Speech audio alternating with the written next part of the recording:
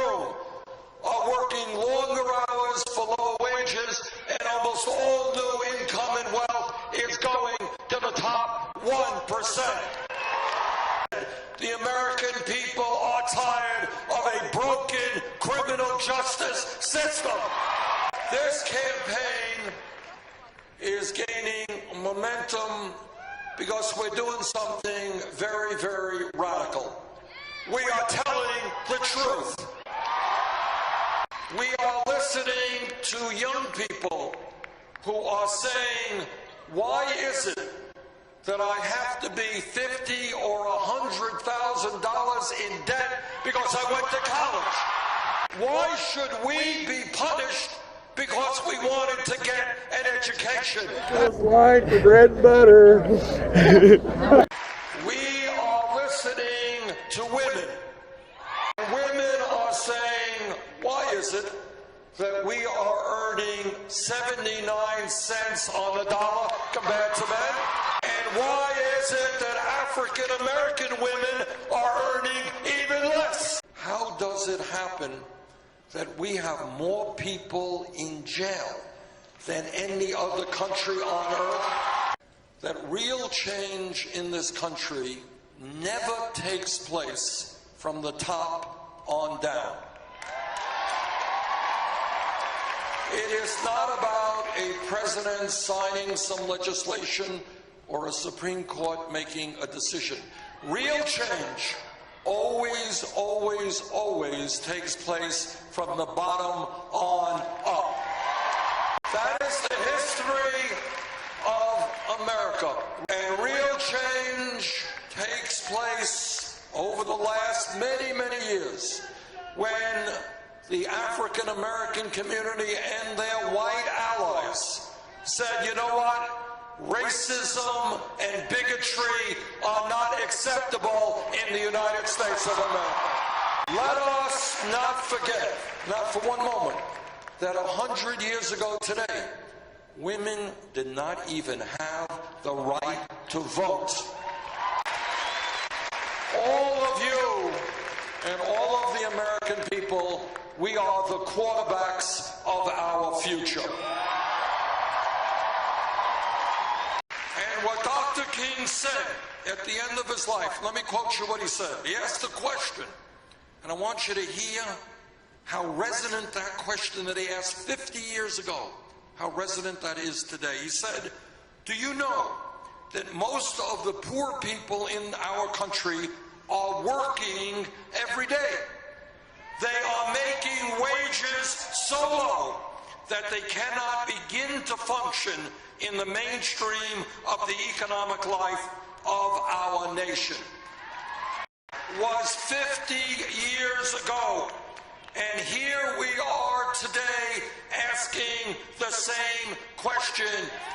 But now, the truth is that very few people in Congress talk about poverty, except the corporate media talks about everything under the sun except poverty.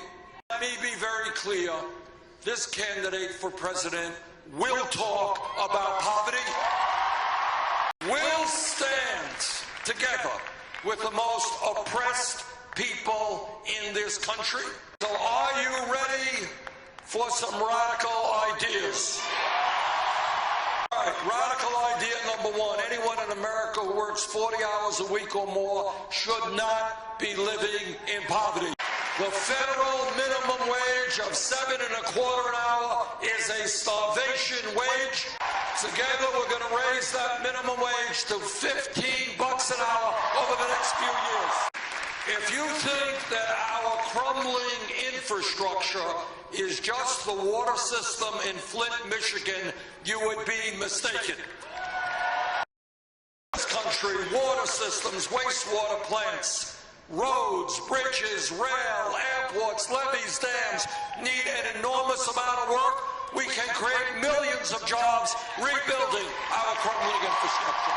We want to deal with poverty, then we will join the rest of the industrialized world and guarantee health care to all people as a right. But our job is to bring our people together, black and white and Latino, Asian American, Native Americans. Trump and the others to divide us up. We have more people in jail, 2.2 million people, than any other country on earth.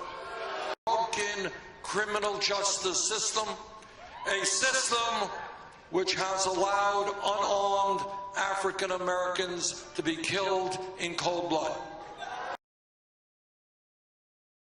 With China, Russia, India, countries all over this world, to make sure that we leave this planet to future generations in a way that is healthy and habitable. A country in which people who should not have guns will not have guns. None of these ideas are radical. They are uncomfortable ideas to the billionaire class, which wants it all. But what this campaign is about is saying the following.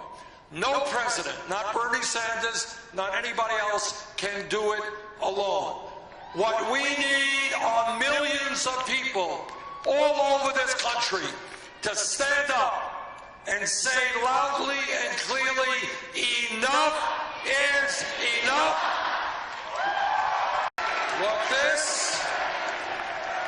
What this campaign is ultimately about is nothing more than saying the American people deserve a government which represents all of us